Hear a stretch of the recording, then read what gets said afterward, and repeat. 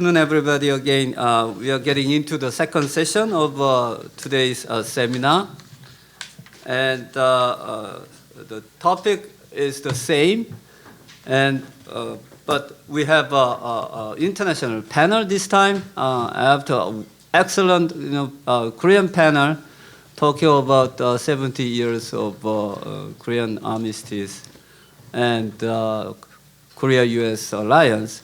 We'll basically ask the same question, and we are going to talk about the same thing. And I will follow Dr. Lee's excellent moderation from the first session. So it will be 3 rounds of discussion among panelists who will be talking about the past of so looking back the past 70 years of Korean both armistice and alliance. And the second round will be what they see the current situation on the Korean Peninsula when it comes to armistice. Will be more about two Koreas, inter-Korea relation, whatever, and then of course still current status of Korea-U.S. alliance. And then the third final round will be the future of inter-Korean relations. Look forward to the, let's say, as Chairman Ha said in his remarks, let's think about the 30 years from now on, what it will look like on the Korean Peninsula, let's say 2050 or 2053, 30 years from now on, when it comes to inter-Korean relations or the future of alliance. So there will be the plan for this second session, and for this second we have again we already have the list, and but these 3 experts are the experts from representing each of these countries, U.S., Japan, and Korea, who has been working on this issue for such a long time. Scott Snyder, who is the director of Korea program at CFR, Council on Foreign Relations in Washington, D.C. office. And then we also have Professor Emeritus from Keio University, Okonogi Masao sensei, who has been really the authority when it comes to the Korean peninsula issue.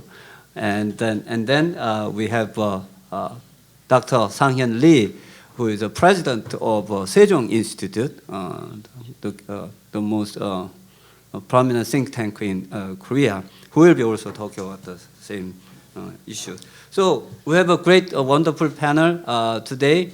But before we getting into the discussion, I would like to also acknowledge, of course, there are all the important and people, we're good friends of Hwajong and SNU, but today especially we have a presence of Honorable Ambassador Dagmar from the Switzerland, and we also have Mrs.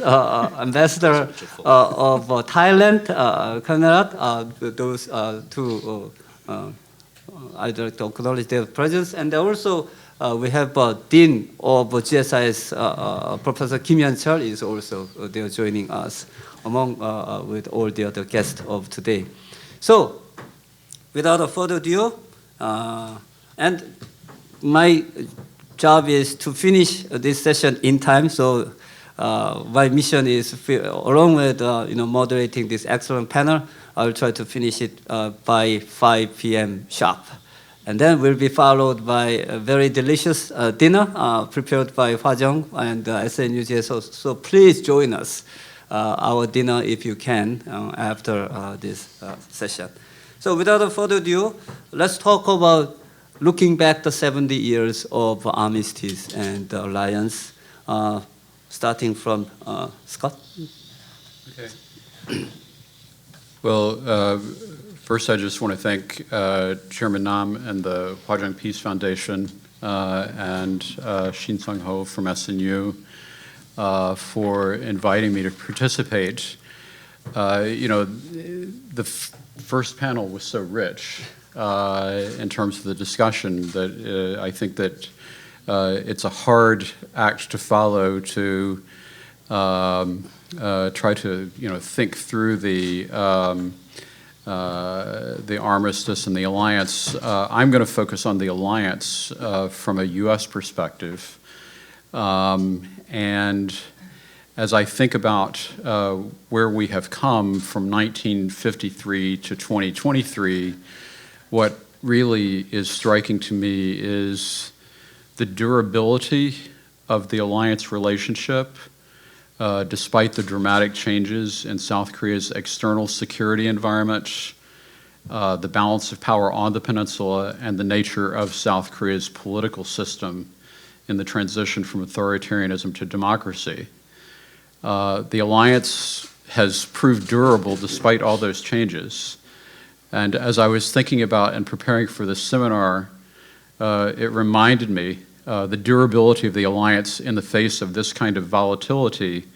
It reminded me of what Samsung chairman Lee Gun-hee said in the early 1990s when Samsung was facing a crisis, to change everything but your wives and your children.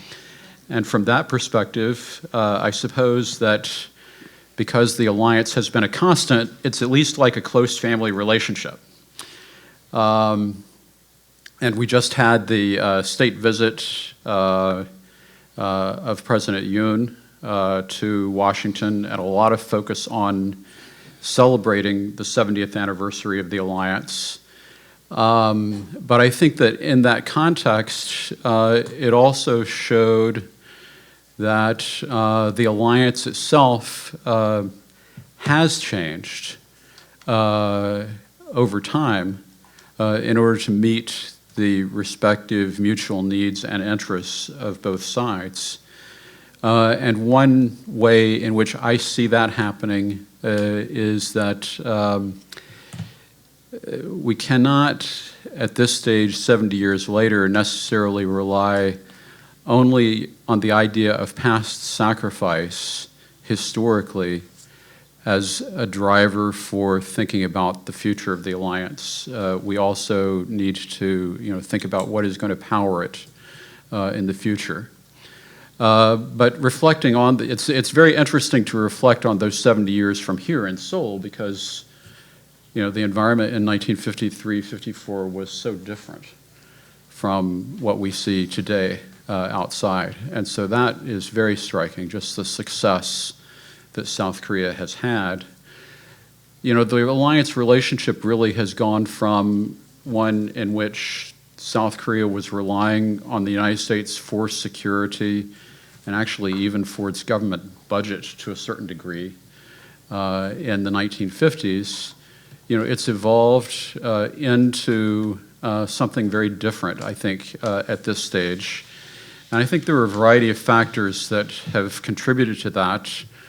One, I would argue, in the early stages under authoritarianism was South Korea's acute sense of U.S. political need and its willingness to meet that need.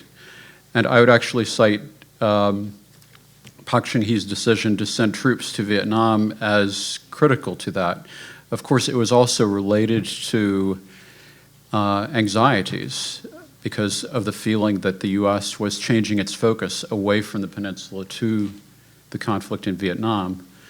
But I think that the response to U.S. political need was a sustaining factor that also served Park Chung-hee's interest in maintaining U.S. support. So that's one element.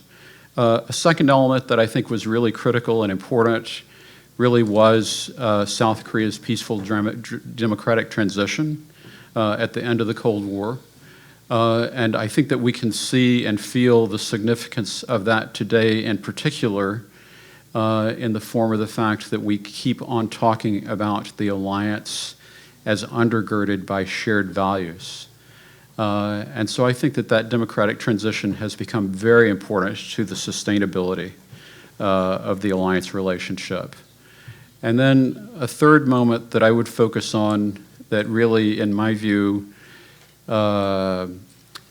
represented the start of a new framework and a much broader framework for alliance cooperation is really the joint vision statement that was made in 2009 by President Barack Obama and President Lee Myung-bak. And the reason why I think that one is significant is because it provided the foundation for a reframing of alliance cooperation that, in my view, is really flowering today, because it framed the alliance not only in terms of providing security as related to North Korea, but also it provided a framework for the extension of alliance cooperation beyond the peninsula to regional and global issues. And I think particularly as I viewed what happened with the state visit and the really extensive joint statement that was issued at that time, the precursor for that really was the idea that the alliance could have impact beyond the peninsula. And so I would note that that was a very important development as we have moved from what in the 1950s was a patron-client relationship to what I would characterize today as a global partnership that is increasingly significant on issues that go far beyond the Korean Peninsula. Okay, thank you. Excellent. Next, I'd like to invite Okonogi, Professor Okonogi Sensei for his looking back on 70 どうもあ years. りがとうございます。 Yes. 私、最初のセッションの話を聞いておりまして、ウクライナ戦争と朝鮮戦争との比較というのに大変興味を持ちました。実際にウクライナで特にクリミア半島の併合があった時に感じたことは、ウクライナ戦争から朝鮮戦争、ウクライナ戦争の理解のために、使用するということだけではなくてですね、朝鮮戦争そのものがウクライナの戦争を見て、これはあの当時こういうことだったのかという意味でかえって参考になるような点もございました。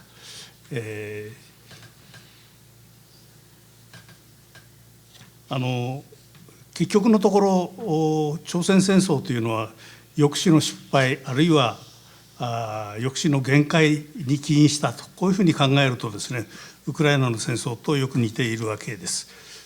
私昔そのあたりの研究をしたことがありましてですね、印象深かったのはですね、米軍が完全に撤収する前、国務省も陸軍省もこれに強く反対したんですね。陸軍省に至ってはですね、一個連隊戦闘団、一個連隊をともかく残してくれということを要求しました。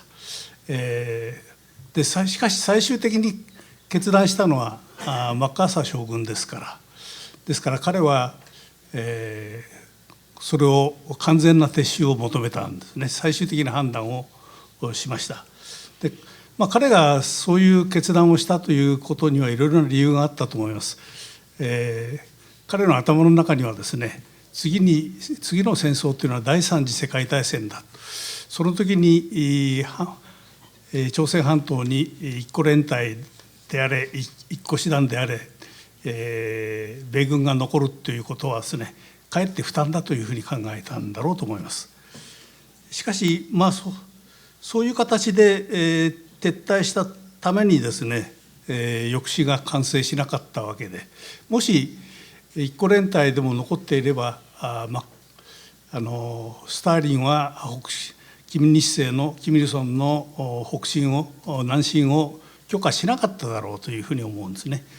でそういう意味ではちょっと文脈は違うんですが、ウクライナの戦争と似たようなところがございます。ウクライナの場合はロシア軍が直接入ってくるわけですから、クリミアの方がよく似てるかなというふうに私は思ったわけですが、クリミア半島にいた親ロシアの勢力が金日成と同じように行動したわけです。そういう観点から見ますとですね、実は休戦協定の最大の意味というのはですね、休戦その10週間後にですね、米韓相互防衛条約が締結されたこと、つまり抑止が完成したということであったというふうに思うんです。それが今日までの平和を支えているわけです。ただし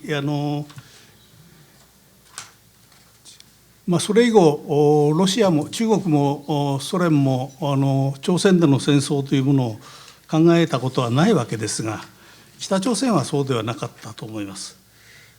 北朝鮮が60年代に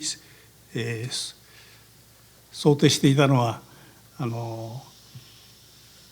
キューバ革命やベトナム戦争をモデルとした反帝ですね、反帝国主義民族解放革命というですね、そういう理論枠組みでありまして、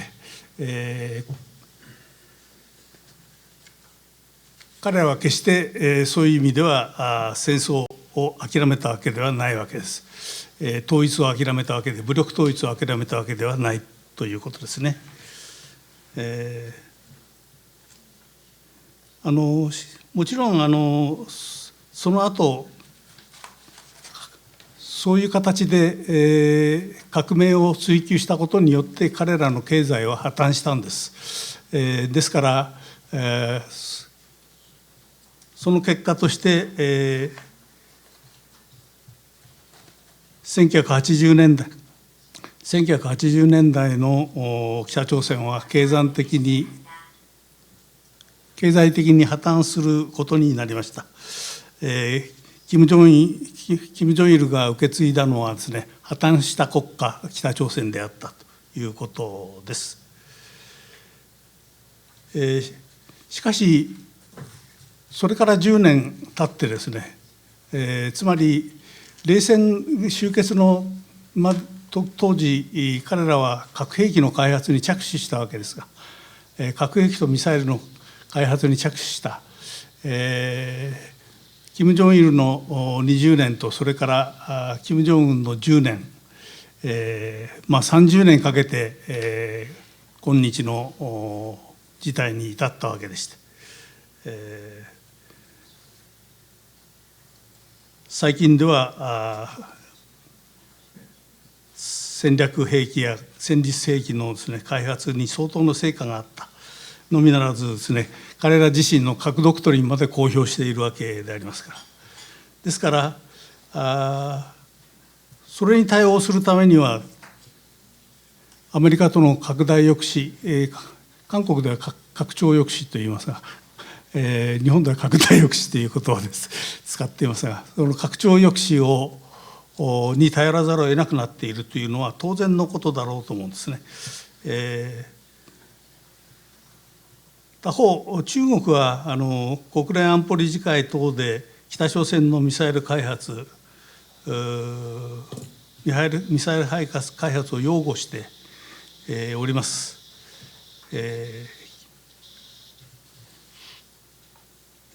多分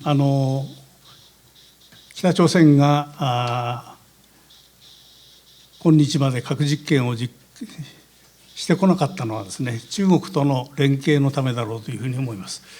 これはもちろん推測の域を出ないわけですが、しかし、最近の北朝鮮の動向を見ておりますと、例えば6月2日の労働新聞なんかにはですね、なんと40年前のキム・ジョンイルの中国訪問の記念記事が載っております。中国と北朝鮮は40年間そういう形でやってきたんだということを言いたいわけで、戦略的な共同と戦術的な戦略的および戦術的な共同コーポレーションのですね、共同という言葉が頻繁に登場いたします。つまりこれは日米韓が結束するんであれば、我々も同じように中国やロシアと結束してやっていくんだという、そういう意思表示だと思うんです。ですから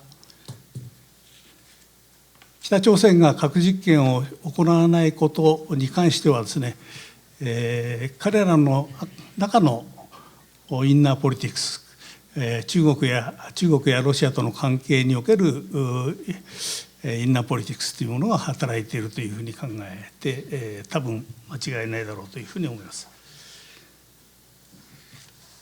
私何分もうちょっと時間いいんですか。そうですか。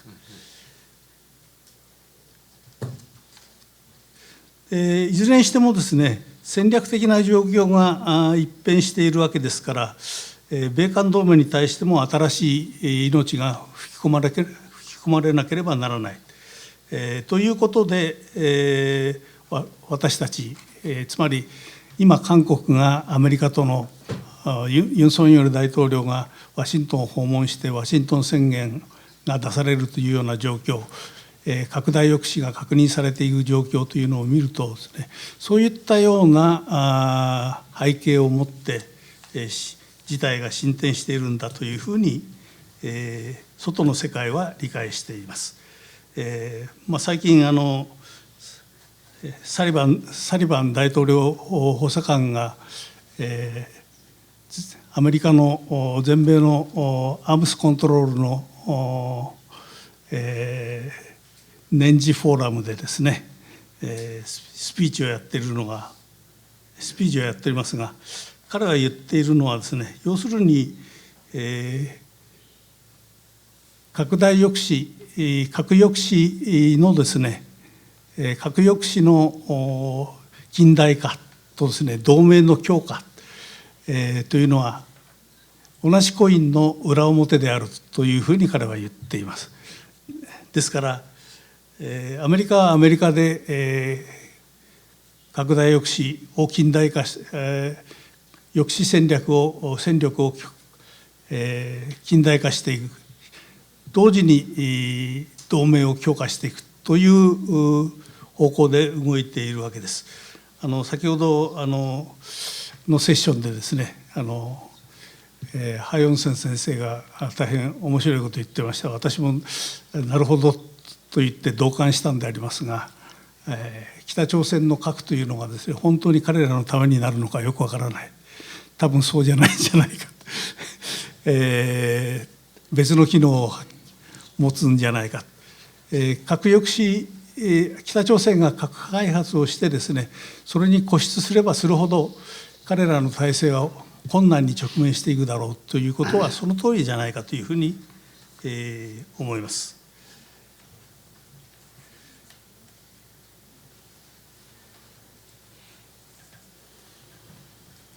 いずれにしてもそういった体制の問題というのはですね、核によって解決されない問題だというふうに考えてよろしいだろうと思うんですね。だとすると我々はもう結構また難しい問題に直面しているということになるわけです。つまり北朝鮮の体制の継承の問題、後継の問題というのはですね、実は大変大きな問題であるわけです。核の問題の陰に隠れておりますが、この問題は大変大きな問題だというふうに思います。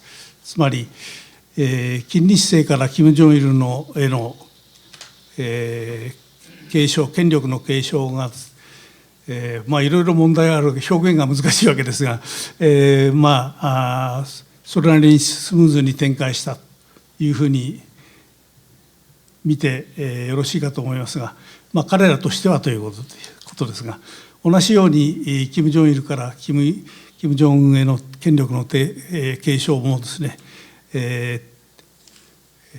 ある意味で順調に進展したわけですが、しかし3番目の権力継承がうまくいくという保証は全くありません。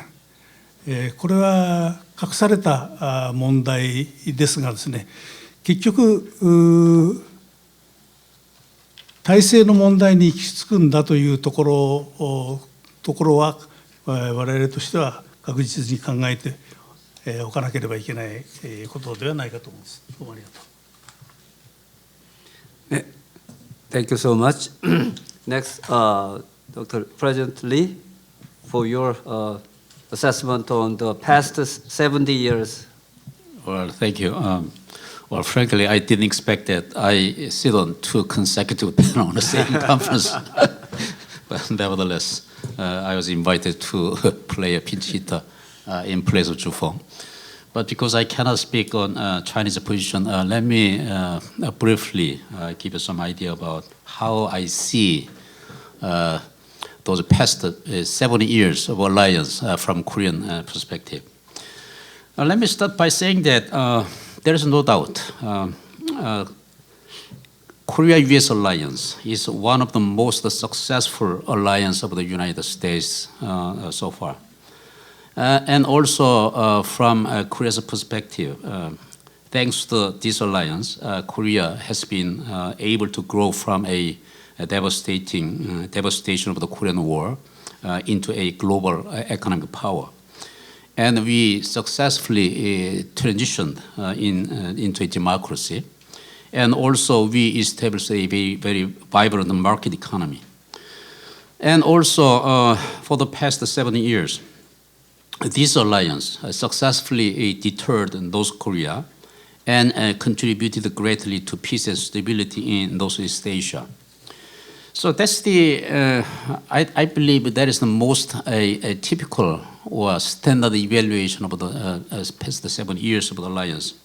And of course, there is some critique as well, as we discussed in the previous session, because most of the time during the past 7 years, South Korea has tended to rely heavily on U.S.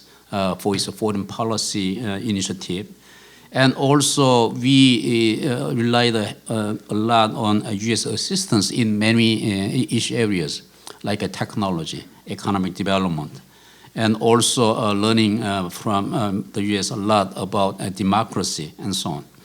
So, because of this alliance, South Korea has been successfully established as an advanced economic power in Northeast Asia, and also a good example of a successful U.S. alliance in overall. But there are some remaining challenges as well. For example, because of the reliance on U.S., perhaps South Korea unduly restricted its own capability growth in making strategy or making foreign policy capacity grow. And looking back those 70 years, now Korea-US alliance has been successfully established as a global comprehensive strategic alliance. I think in foreign policy, the title or rhetorical expression already says a lot. So today, Korea-US alliance is a global alliance, which means that the scope of alliance is not limited to Korean Peninsula or Northeast anymore. And instead, this alliance is trying to do something together on global scale. I think that's the meaning of global. And comprehensive alliance. And when in 1953, when alliance established, main focus has been the military aspect, as we fully understand. Because at the end of the Korean War, both U.S. and South Korea concluded a mutual defense treaty. So because of that, traditionally we believed that this alliance is a military alliance. But today, not anymore. As we see, the Korea-US alliance has been expanding its collaboration, not only in military area, but foreign policy, global issues, and many emerging security issues as well. And a strategic alliance. So the term strategy already tells a lot about the nature of this alliance. Korea and US is a partner that can discuss and share some of the strategic thought and vision about common issues and many global issues. My personal experience is also says that there's a lot of ups and downs in Korean-U.S. History. For example, during the 1970s, South Korea, I personally think that those era was heavily South Korea's policy emphasis has been put on economic development. That economic development was made possible by U.S. assistance and also collaboration about economic policy setup. During the 80s, it was the era of democratization in Korean history. I was a freshman in 1980. You know what happened just in 1979? President Park was assassinated, and there was a Gwangju uprising. And we also have some controversy about what U.S. has played, what role U.S. played during Gwangju incident. But nevertheless, throughout that ups and downs, South Korea has been successfully transitioned into a fully vibrant democracy. And look, since the 2000, I believe this is the time that South Korea tried to pursue the so-called globalization of the South Korean status and also alliance. So, passing through those years, I think U.S. alliance with the United States has all important factor in South Korea's policy making, and also through that interaction, South Korea could get benefit a lot. So that's my initial evaluation of the past 7 years. But as we discussed in the previous session, the context or original setting of this alliance is also changing. So perhaps this is the time that we think about what kind of challenges we face today, and also what kind of a vision and a goal that we should share in the future. So let me stop here. Excellent. So I guess Dr. Lee just suggested what's the gist of a second round of the discussion now. That is, yes, as he suggested. So after 70 years of this armistice and 과의 동맹 등 따라서 alliance, we are still divided. The two Koreas are still facing each other. And in particular, as a previous panel also talked about, there are lots of issues that we still face, both not only South Korea, but also US, but at the same time Japan and China, key stakeholders in the region. So I'd like to ask, the second round would be, so what is your assessment of the current situation on the Korean Peninsula between the two Koreas, and also in that context as well, what's the most difficult challenges or risk for Korea-US alliance? And so I'd like to again turn this table to Scott Snyder for his assessment. Okay. Well, first I want to say a little bit about some thoughts that were stimulated by the first panel. I mean, I think that the first panel discussion really underscored that the alliance and its sustainability has been closely linked to the US-led international order. And I think that it's evolved in that context. And then I think some other factors that are changing around the alliance that have an impact on our potential assessment is that the aperture of the alliance is expanding. From a sole focus on North Korea to one that also includes China. And I think that that bears watching in terms of its impact. Yes, there is the inter-Korean competition, and we have a situation now where North Korea has had to resort to asymmetric means in order to try to level the playing field, but South Korea really is, objectively speaking, the dominant player in just about every other sphere. And so, the alliance itself is shifting in focus as related to, China, but we still have to keep our eye on North Korea. Another factor that I find interesting thinking back on the history of the alliance is, and the Korean Peninsula, if we're looking for a solution, is that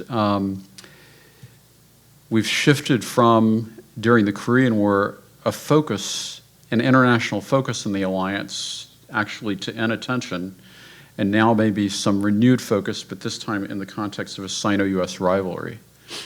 And then another factor that I think is important has been the fluctuation in terms of South Korea's own foreign policy priorities, either focused on North Korea or focused on Korea's global role. But right at this moment, I think that the alliance is really at a high point in terms of the level of cohesion and institutionalization between the United States and South Korea. I still, coming from Washington, am feeling a little bit of the glow related to the state visit, which I think focused for Americans on the extent to which South Korea has emerged as a technology partner with the United States. President Yoon, number one, has placed the United States at the center of South Korea's foreign policy, so nobody in Washington can complain about that.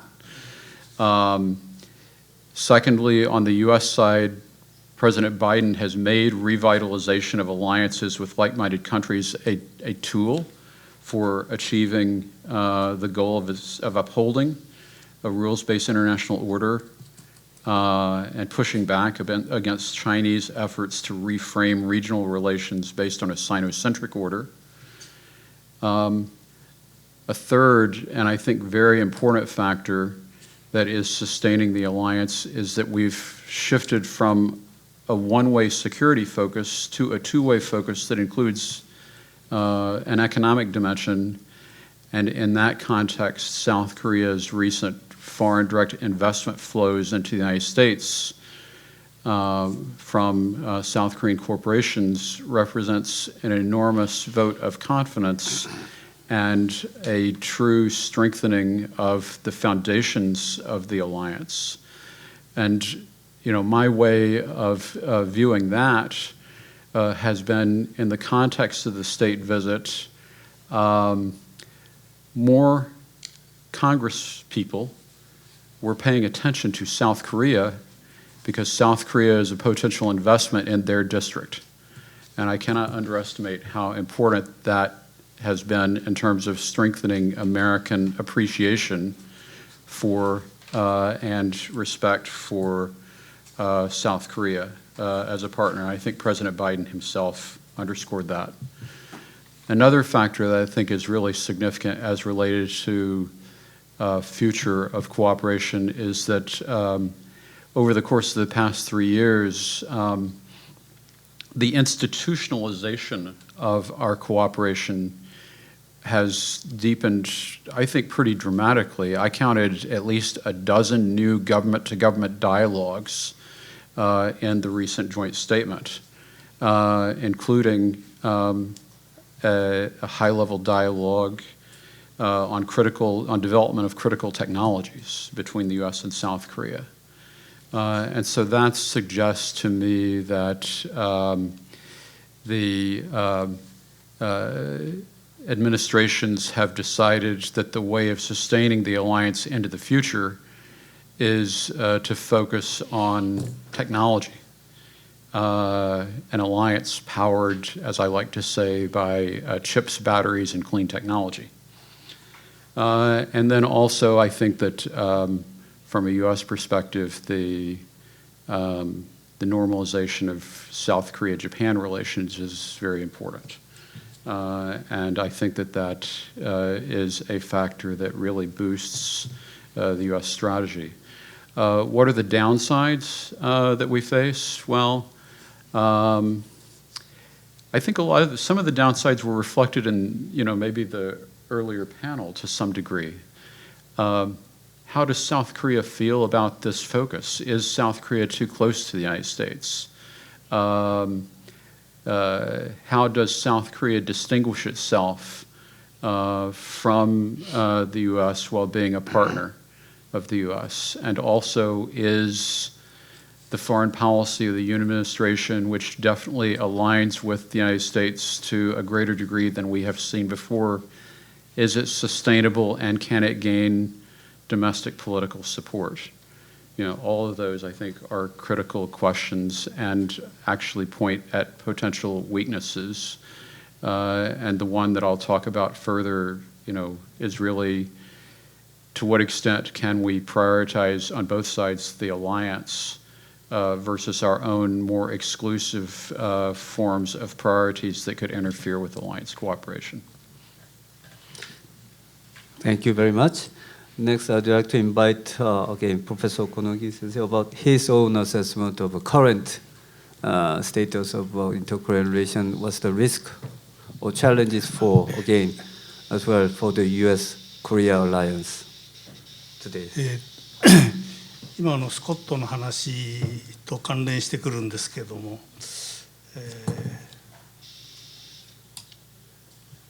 最近の拡大抑止をめぐるさまざまな議論、あるいは外交というものの延長上で何が起きるかといえば、それは統合的な抑止ということだと思うんですね。拡大抑止をどうやって日米韓で統合していくかという問題であって、で実際に5月に岸田首相がですね、ソウルへ来た時の共同の記者会見では、そういう形で、ユン大統領から示唆がありましたですね。つまり、日米が OK ならば各協議グループに韓国、日本も入ってもいいんだというような示唆がありました。つまりアメリカ、それからバイデン大統領もですね、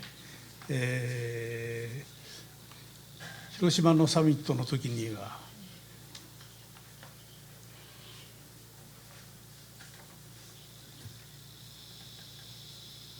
日米韓の3者の首脳会談をワシントンで開きたいというような提案もあったわけです。でこういった動きというのはですね、多分拡大抑止を日米韓で統合的に行っていこうという、そういう動きだろうと思うんです。でこれは韓国とアメリカにとっては問題がないんだろうと思うんですが、日本にとってはそれほど簡単な話ではないと思うんです。つまり北朝鮮のミサイル発射をリアルタイムで情報を共有するとかですね、それにどうやって反撃、それをどうやって防御するかというような問題である限りはですね、日米韓の間にはもう摩擦は起きないと思いますが、しかし、拡大抑止というような観点から核兵器で反撃するというようなことに関しても、日米韓で議論するということになると、多分日本の世論はですね、抵抗を示すだろうと、アレルギー状態、ちょっと待ってくれと、そこまでは付き合えないというようなことになっていくだろうと私は思って見ています。ですから、この問題はそれほど簡単ではないということを申し上げておかなければいけないと思うんです。で実際に朝鮮半島での核使用に対して、日本が関与するということは、賢明なことなのか賢いことなのかどうかということに関しても、疑問が生まれてきます。つまり、我々は植民地統治のことでですね、得意なそういう歴史を持っているわけであってですね、そういった国が朝鮮半島での核使用に関与するということになればですね、そのことの重大性というものはですね、やはり考えざるを得ない、そのことも重要なファクターになるんではないかと思います。ですから、拡大抑止の動き、拡大抑止を統合していくというような動きが日米韓で、進展していくとですね、どこかの時点でですね、それが日米間の摩擦に拡大して摩擦になる可能性もあるということをぜひ指摘しておきたいというふうに思います。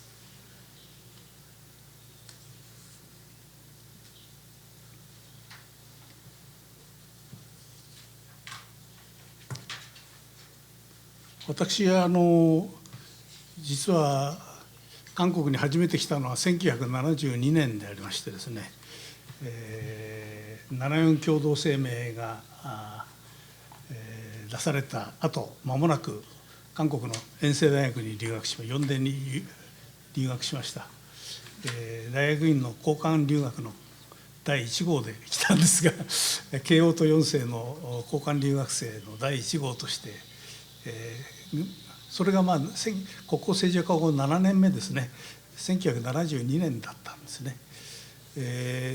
でその時に感じたのはですね、74共同声明がありましたから、南北の共存というのは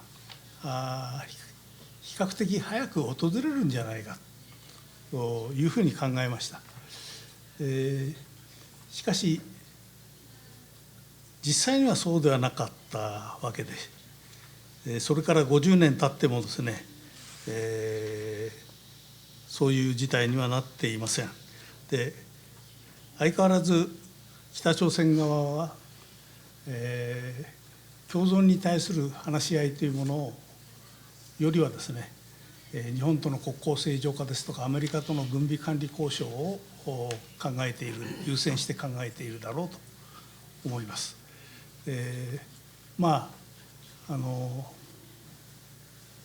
もっと率直に申し上げれば、この間韓国側の期待に反してですね、南北の連絡事務所が爆破されたりですね、あるいは国連での終戦、宣言提案に対して北朝鮮側がどういうふうに反応したか、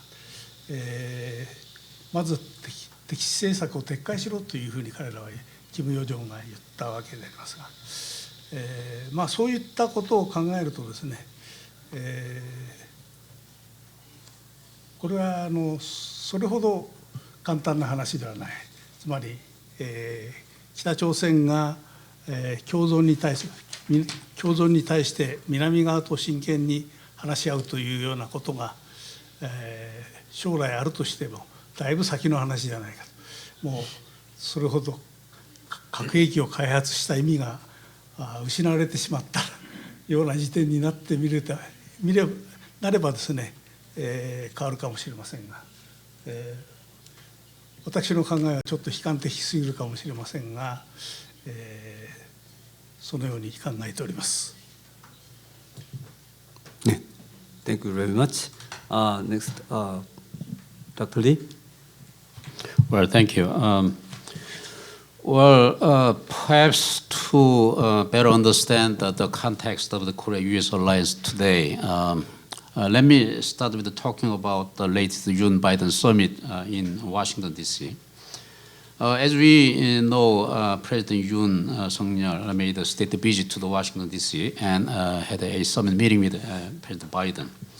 And perhaps one of the most important outcome of the summit was that we produced a joint statement that celebrates the 70th anniversary of the Korea-U.S. alliance.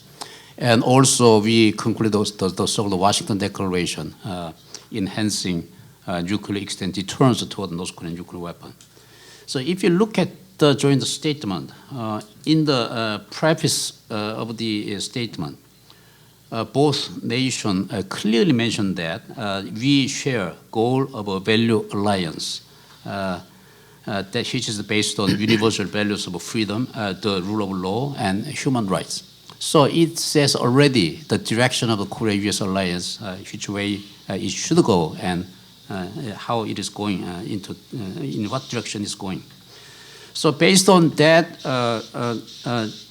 argument, the statement included the three sections on which elaborated the bilateral cooperation. One is the global comprehensive strategic alliance, which I described earlier. And second is the expanding cooperation throughout the Indo-Pacific. It's a kind of a regional strategy collaboration between US and Korea. And third is the strengthening ironclad bilateral collaboration. So when I talk with the government people and government source, UN government evaluate this summit statement as the like this. On the foundation of the value alliance, the joint statement of the summit is believed to set up 5 pillars, namely the security alliance, economic alliance, technical alliance, cultural alliance, and intelligence alliance. So just given these evaluation, we can say that Korea-US alliance is standing on a very firm, solid basis so far. And also we have a lot common values to share. And also we share a lot of agenda, policy agenda that can promote our bilateral collaboration. But will that be all? What is the future? And what's the change that's currently going on the global situation? I usually summarize we have to look at 3 big trends which may influence the context of the Korea-US alliance. One is the so-called fractured global order or systemic fragmentation. After the COVID-19 pandemic, we all know that we have a serious disruption in global supply chain. And also we see that many evidence that global institutions and norms do not function properly. And because of the worsening great power competition and turmoil in global governance, we see that this is a kind of a self-reliance foreign policy dominates all countries. So America first, China first, even Korea first is not a strange phenomenon anymore, which means that South Korea also must think about our own survival and national interest in the context of this changing global security environment. Second is the new Cold War trend, which is more worsening. Of course, there is some controversy whether we can call it a new Cold War or not, but nevertheless, as I mentioned, on the one hand, we see fragmentation. On the other hand, we see formation of new blocs, like a global West and global East. And particularly with the strategic competition between US and China and Russia's invasion of Ukraine, well, the world order is rapidly being reorganized into a confrontation between democracy and authoritarian blocs. And also, US and China are strengthening their efforts to rally strategic solidarity in their own favor. So in a sense, both US and China is trying to enhance the mission-driven coalition in their favor. Like US is leading IPEF, Quad, AUKUS, and China is also solidifying their presence in SCO and BRICS, and etc.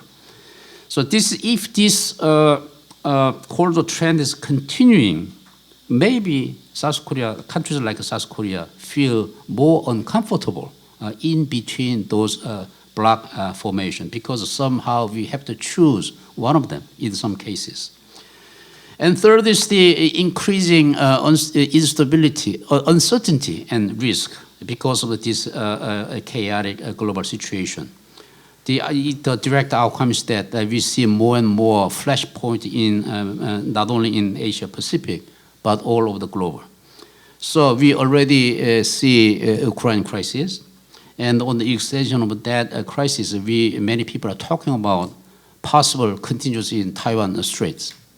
And also, as we talked in the previous session, the Korean Peninsula is increasingly viewed as a potential flashpoint in the near future. So, having said that, what is the challenge for this alliance in coming years? Well, as I mentioned in previous session, perhaps Yoon government's foreign policy stance can be characterized with two things. One is the value-based diplomacy, which means that South Korea anyway made some decision to enhance its foreign policy identity, which promote value-based diplomacy. And also, South Korea chose to enhance its strategic clarity rather than ambiguity. That's okay, if it functioned properly. But in reality, South Korea's foreign policy stance will cause a lot of a risk and cost, particularly from China, I think. So, U.S.-China competition will. How U.S.-China competition will unfold in future. How we also think about how this alliance will adapt to new situation. And also we have to preemptively diagnose the challenges and tasks in order to overcome those challenges. Recently, perhaps you heard that what's happening between Korea and China. Because of the Ambassador Singh Haiming's the so-called irrelevant attitude towards Korean politics is worsening Korea-China relationship, which is already bad. So I think that's the kind of a risk and cost that might be incurred in the future, because China believes that Korean Yoon Suk-yeol administration voluntarily chose to come close to U.S. instead of China. And they believe Korea is antagonizing China in many aspects. So how can we overcome those challenges? And how can we make some preemptive response to avoid such cost and risk in the future? I think on the one hand, we have to think about the changing mode of alliance. Even though we try to pursue value-based diplomacy, we cannot be in the position to antagonize China. The reason is obvious, because even though we, for example, even though we may strengthen our collaboration, semiconductor collaboration with the U.S., China, U.S., Japan, Taiwan, but if you look at the reality, more than 60% of South Korea's semiconductor chip produced here is sold in Chinese market. That's the reality. More complicated. So the world is not just black and white. In that sense, perhaps in the future, we have to look at carefully many possible diversification of the situation. And also we have to carefully judge what will be the cost and benefit of the foreign policy decision we make. But one thing is obvious. Any policy we make, the policy is not free anymore. So we have to be ready what kind of cost we have to pay, and also what kind of a policy goal we should have. And perhaps we have to think about and discuss the United States what that cost and option can be. So thank you. Excellent, thank you so much. So now we come to the final round of discussion. Looking ahead of next 30 years, let's say 2050, what do you envision the situation of two Koreas or Korean Peninsula? Along with what do you see, what change or non-change in terms of Korea-US alliance as well? So again, Scott Snyder, you go first. Yeah. Okay, well, I'm not very good as a fortune teller, but I think that what I can do is put forward some observations and conditions that reflect both possibilities for alliance durability and resilience and potential dangers that the alliance might face. One way of doing that is just looking at, well, what are the factors that contribute to alliance durability? Alliance theorist Stephen Walt has put forward a set of factors, including hegemonic leadership, credibility signaling, institutionalization, elite manipulation, and ideological solidarity. And I would say that under current circumstances, the U.S.-South Korea alliance is exhibiting many of those characteristics, and the one that I pay the most attention to is institutionalization.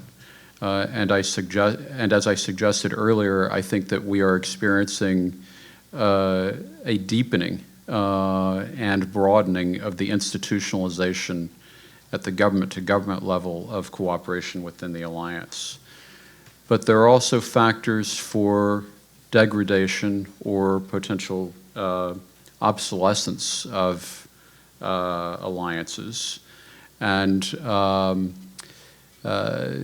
alliances, at least according to another theorist, Alexander Lenoska, they can end because the threat is overcome, therefore making the alliance obsolete. Alliances can end because they get defeated. Alliances can experience downgrading and marginalization. Alliances can experience interest divergence, and alliances can experience transformation or sublimation into multilateral security structures. And I think the one that is most relevant is interest divergence.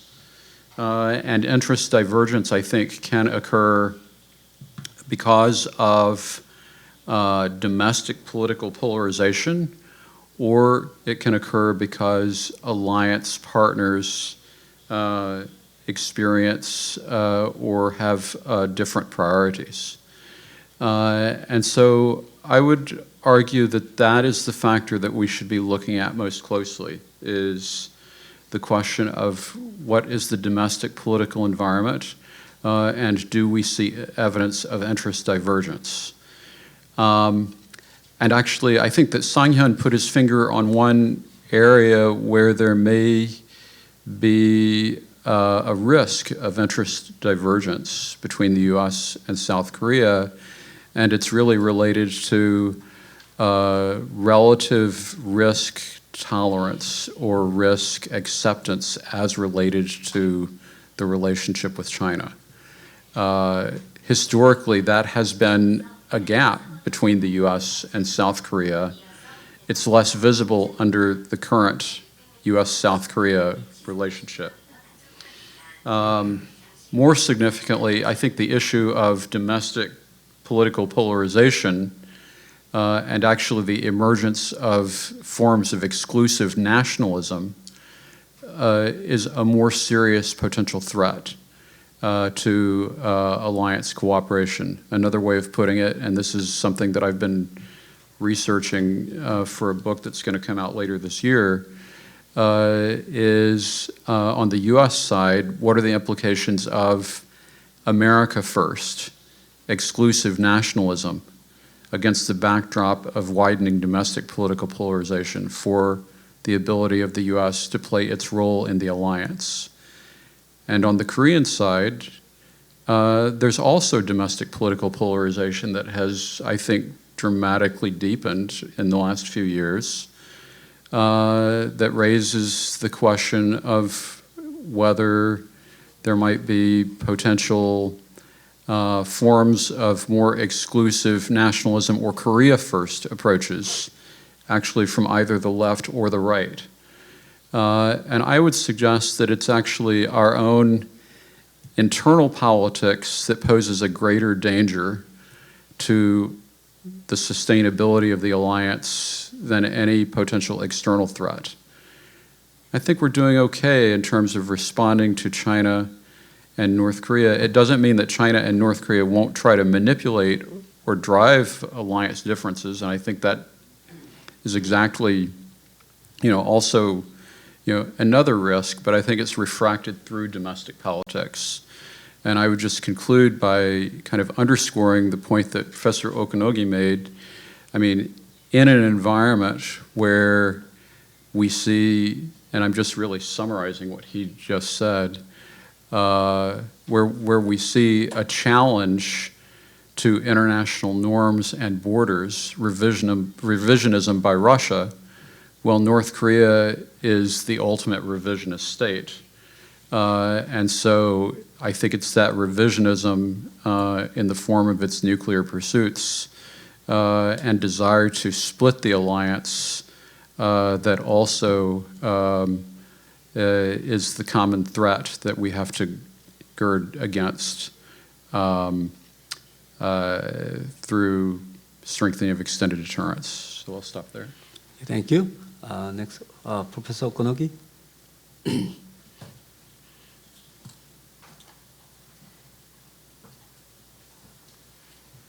はい、私が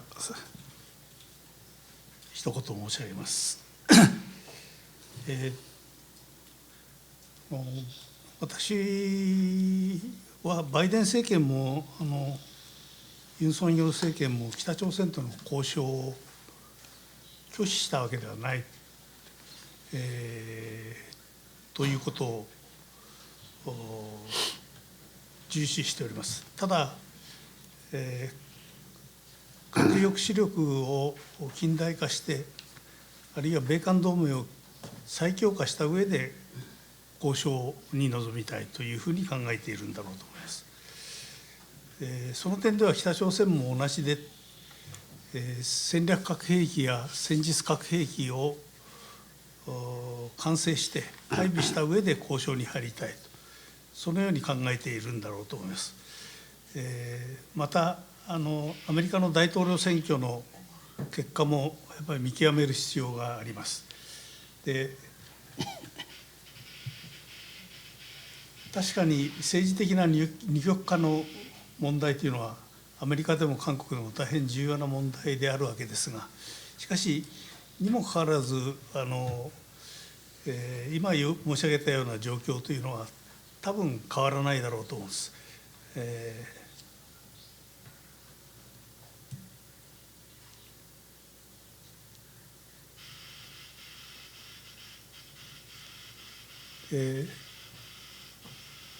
最近北朝鮮の動きを見ていると、北朝鮮側もいろいろ考えていてですね、米韓同盟あるいは日米韓の連携のですね、弱いところを探っているような感じがしないでもありません。これは外交の動きだというふうに考えることも可能なんですが、例えば最近北朝鮮の外務次官が日本側に日朝交渉再開のを示唆するようなそういった声明を談話を出しました。何なのかよくわからないんですが、しかし日米韓の動き結束をなんとか弱めたい、あるいは一番弱いところを探っているとかですね、なんかそういうような感じであって、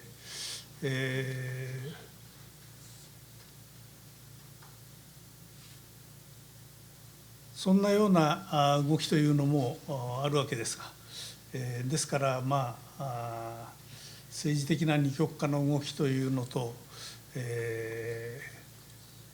それからその交渉を拒否したわけではない、これからなんとか交渉に持ち込みたいという動きとですね、複雑に錯綜していてですね、どういうふうなシナリオで動いていくかというのはちょっとよく読めないような段階なんじゃないかというふうに思います。Next, Dr. Lee. Thank you. I cannot tell what would happen in 30 years from now, but I would say a more immediate challenge for the Korea-U.S. alliance. Well, so far throughout today's seminar, we talked a lot about changing global order. We all know that we are in the process of a transition from U.S.-led liberal international order to something else. We don't know yet exactly what this new order will be. Will it be a China-dominated order? Or is it a modified U.S., still U.S. dominating, but modified liberal international order? We don't know yet. So it depends on how many countries in the world, including U.S., Korea, and Japan, and all the democratic countries work together, collaborate to induce such change. So sometimes some scholars say that it is the time to think about balance of order instead of a balance of power, meaning that which order is better one, and which order should we work together to bring in. So perhaps from South Korea's perspective, what is the best world order? It may be rule-based, and also it should be liberal, and also open and inclusive, and based on free trade and market economy and rule-based system, etc., human rights, all the good values. I think that's the order that Korea and the US must work together. But if we say that's the future direction of the Korea-US alliance, perhaps right now we are under severe challenge from all over the world, particularly because of the US-China competition and differing priority, and perhaps alliance should also adapt to new foreign policy environment. In that process, maybe we have to think about how can we overcome differing priorities between Korea and the United States. Here are a few examples.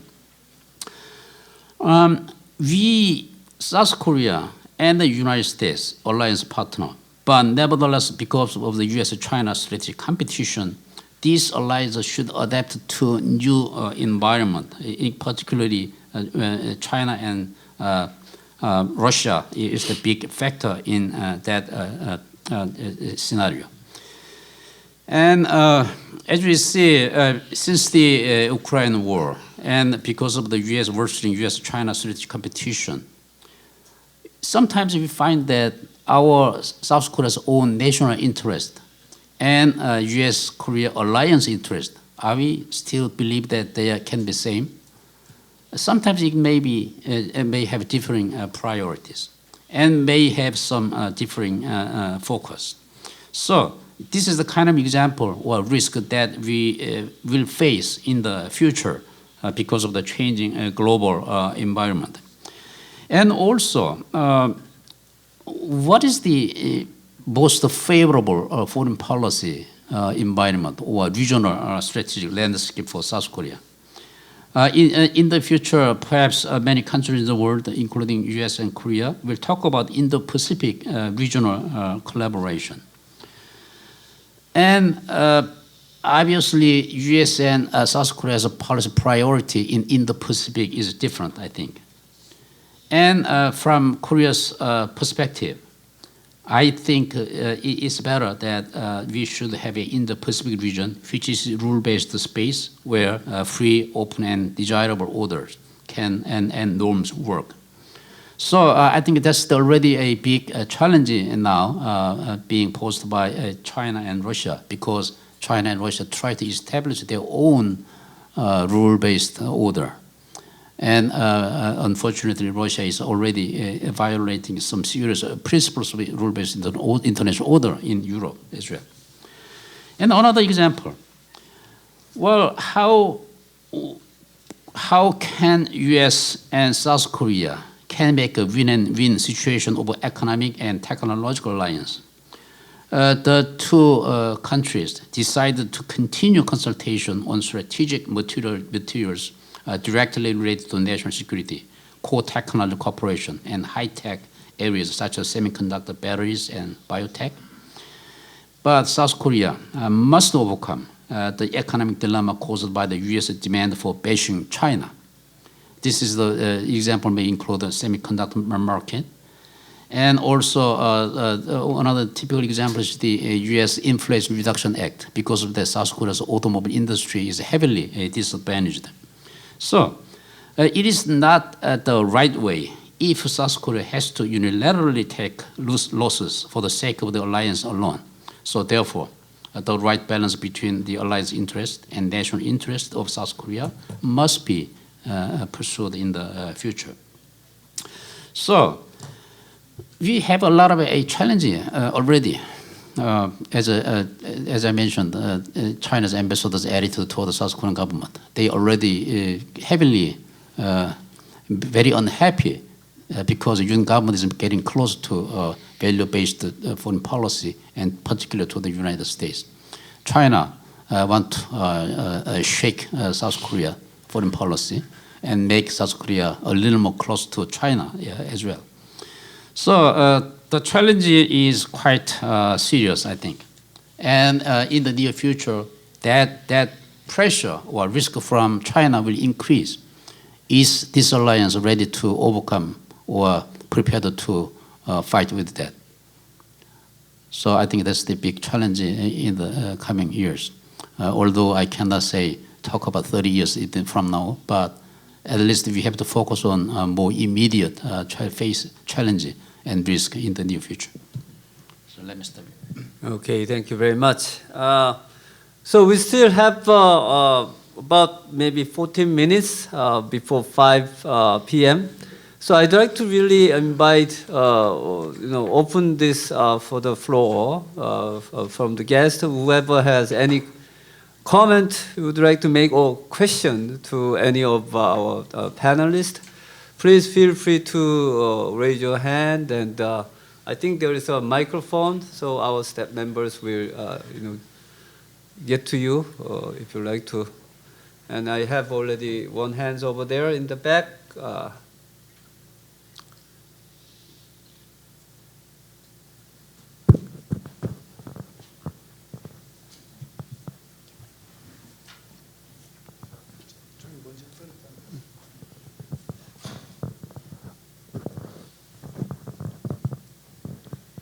네, 안녕하십니까.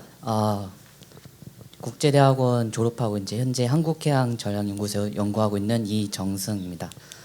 So my name is Jung-Seung Lee. I have a question about maybe kind of expanding the scope of the alliance beyond the Korean Peninsula and the Indo-Pacific, as our panelists mentioned. And one of the major flashpoints that we expect is to be in Taiwan Strait.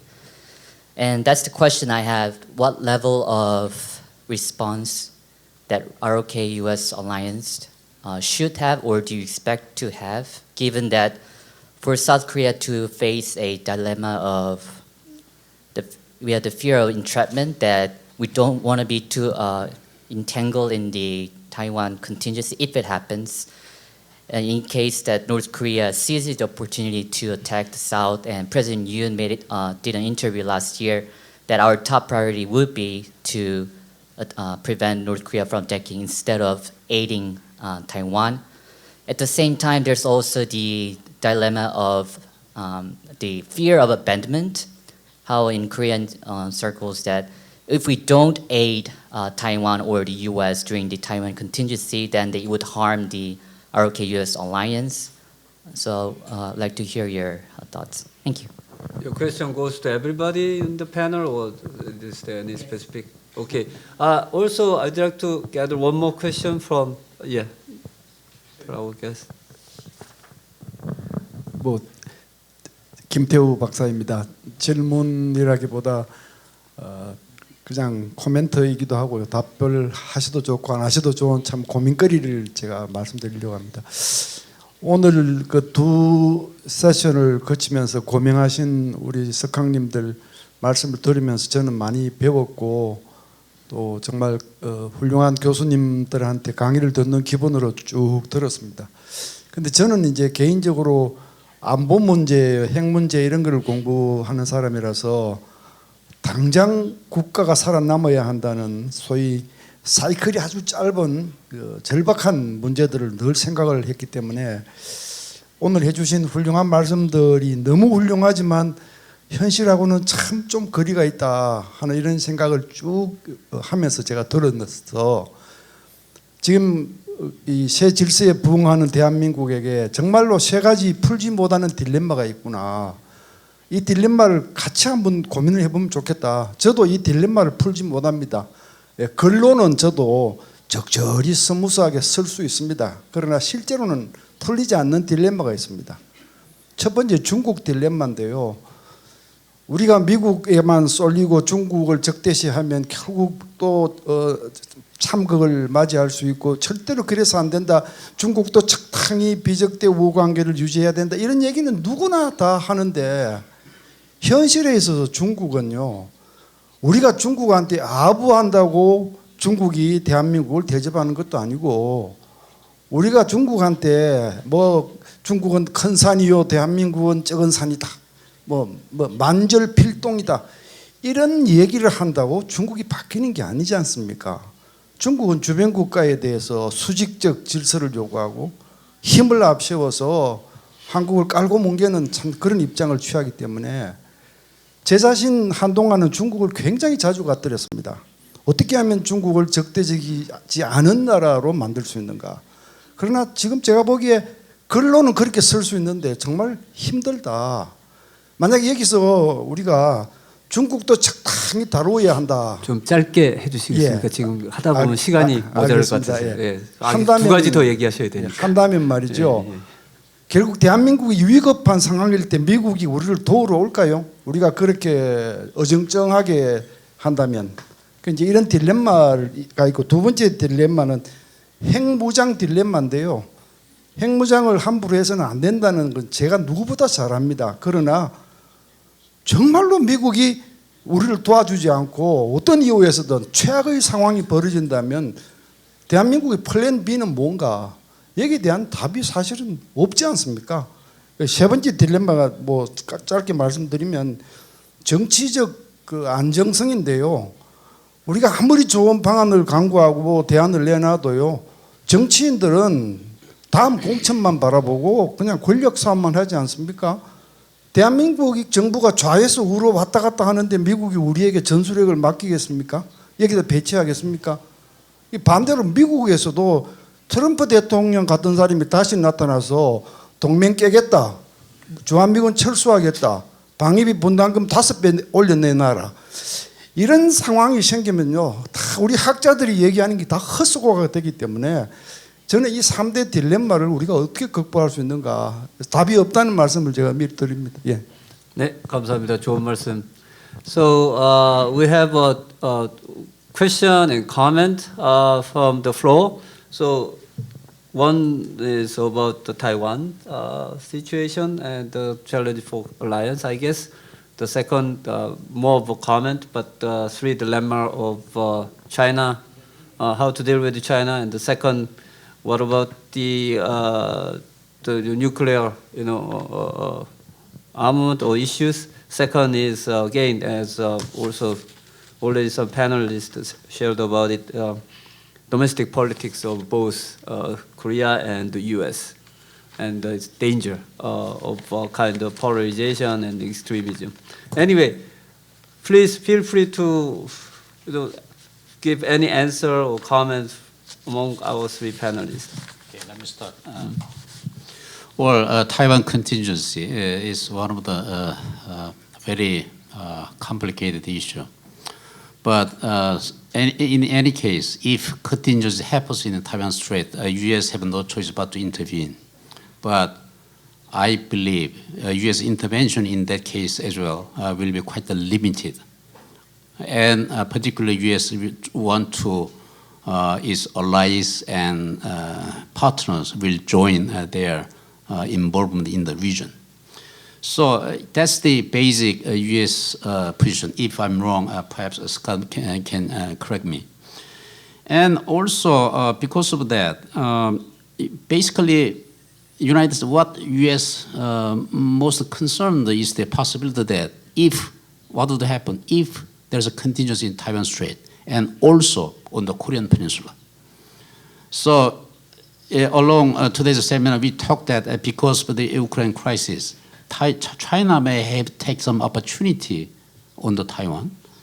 On the extension of that, North Korea may take some opportunity to do something on Korean unification. So that's the kind of a scenario that U.S. policymakers are concerned. So because of that, I understand what South Korea should do in that case.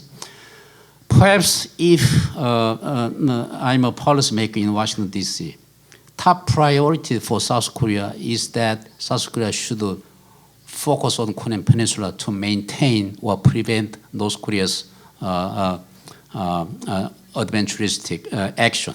Okay? So maintaining peace and stability on the Korean Peninsula, I think that's the one most urgent expectation that U.S. may have on the Korean Peninsula. Well, other than that, what South Korea can do is the logistic support. So U.S. is take the main responsibility in Taiwan contingency, but maybe Japan as well, South Korea can support logistic support to U.S. action, military action in Taiwan Strait.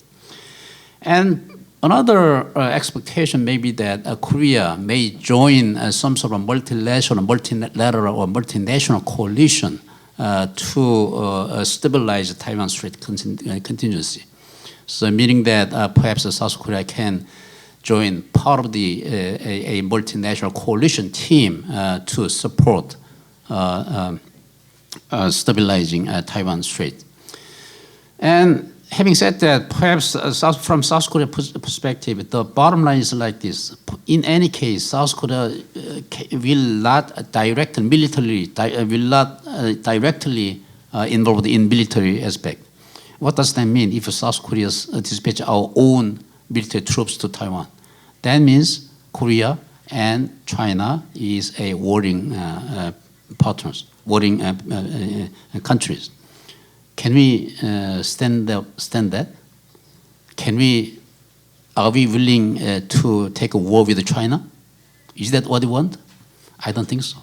So there should be some policy, a very considerate consideration about a Taiwan contingency case.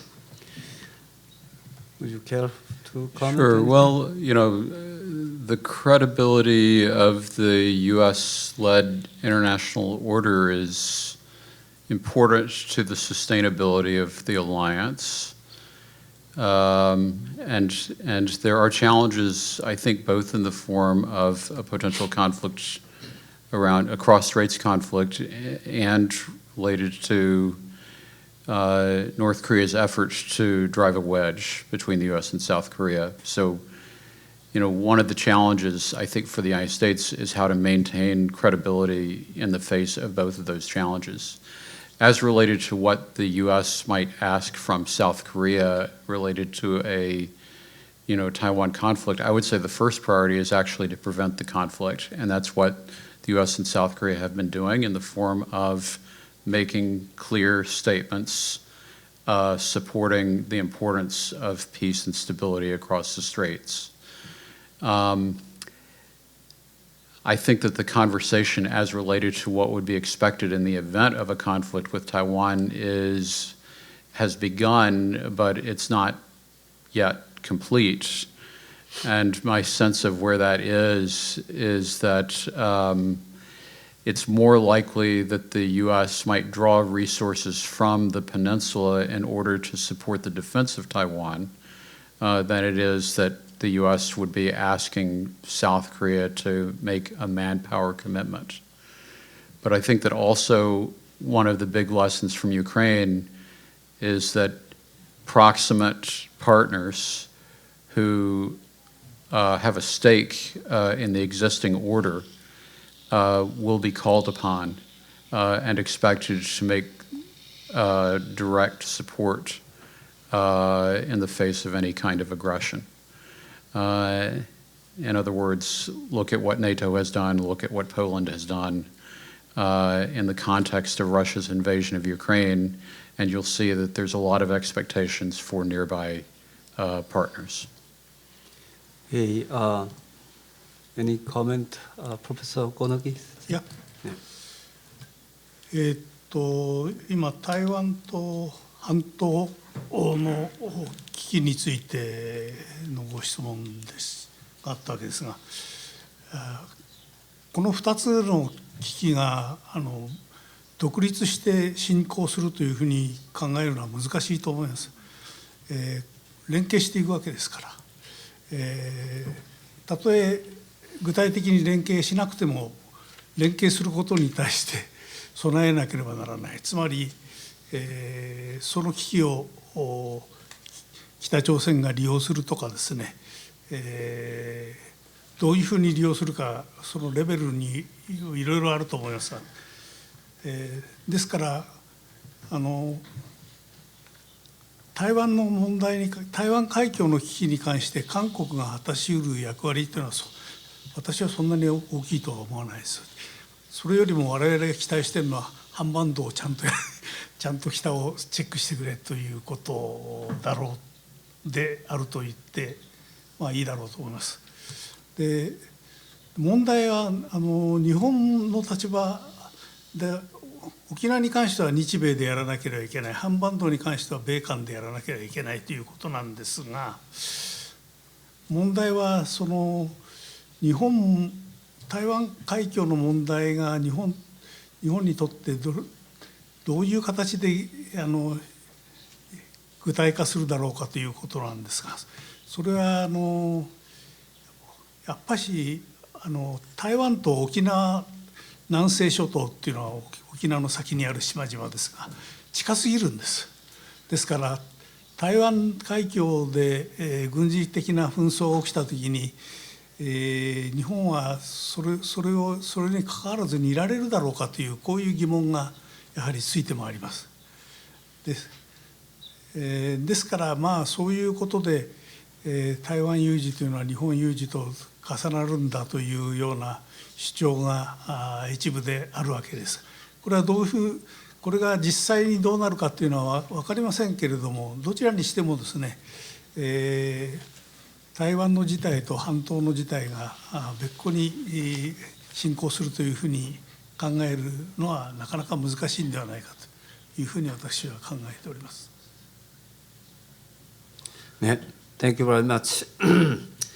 Yes, this is exactly 1 minute after 5 p.m. It's been a long day, but it was a very useful and interesting two sessions. On behalf of IIA, GSISNU, and also Hwajong Peace Foundation, I really would like to thank all the participants for today's seminar. But most of all, I'd like to thank the panelists for their excellent discussion and sharing their own expertise and thought on all those interesting issues. So please join me thanking to the second part panelists today. So this brings an official end for today's